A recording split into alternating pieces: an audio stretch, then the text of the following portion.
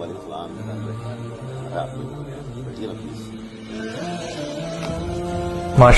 ماشاء اللہ تو شاپنگ شروع.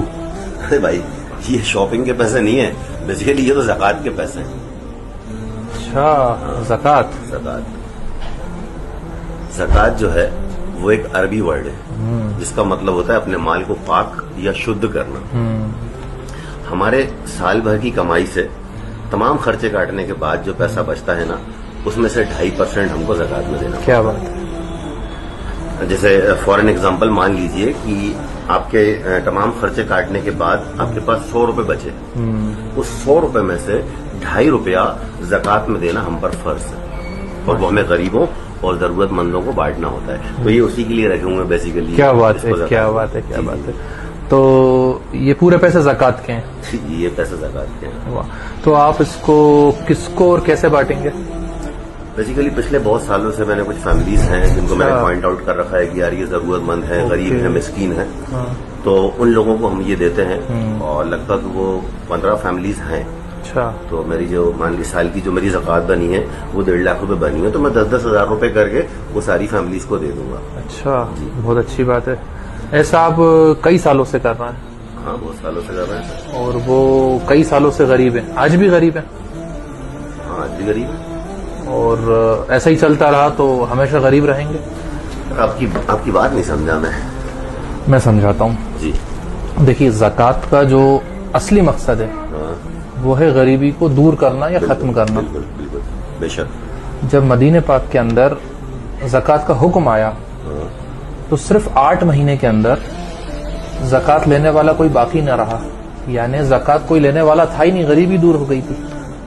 ایسا کیا سسٹم بنایا ان لوگوں نے؟ زکوٰۃ کا ایک نظام ہے, اگر اس نظام کو ہم فالو کریں گے تو گریجولی دھیرے دھیرے غریبی ختم ہوتی جائے گی. مثال کے طور پہ یہ 1.5 لاکھ روپے آپ 15 لوگوں میں ڈسٹریبیوٹ کریں گے, رائٹ؟ کیوں نہ یہ پورے کسی ایک ضرورت مند کو, ایک فیملی کو کوئی اسٹارٹ اپ یا کوئی بزنس شروع کرانے میں لگا دیں. دیکھیے آپ صحیح بول رہے ہیں جی. چلیے کسی کو اسٹارٹ اپ کرا دیا, لیکن وہ اتنے پیسوں میں سب کے لیے وہ 10 کی 10 فیملیز جن کو میں زکوٰۃ دیتا ہوں وہ تو پاسبل نہیں ہے. باقی کے 9 فیملیز کا کیا ہوا؟ ہاں 9 فیملیز. تو مسئلہ کیا ہے کہ ہم سارے اچھے کام زکوٰۃ کے پیسے سے کرنا چاہتے ہیں. بھائی صدقہ بھی تو کوئی چیز ہے.